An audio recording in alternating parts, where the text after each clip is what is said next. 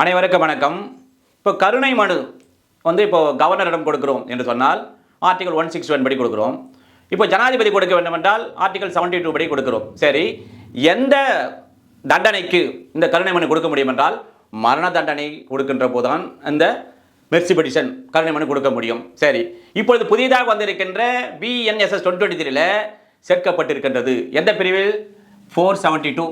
இதை எவ்வாறு நினைவு வைத்துக் கொள்ளலாம் என்பதை பற்றி தான் நான் சொல்ல போகிறேன். இந்த பாருங்க, 4 இருக்குல்ல, 4 பார்த்தீங்கன்னா 1 2 3 4 இதை அப்படியே ஜாயின் பண்ணிங்கன்னா M மெர்சின்னு வந்துடுது.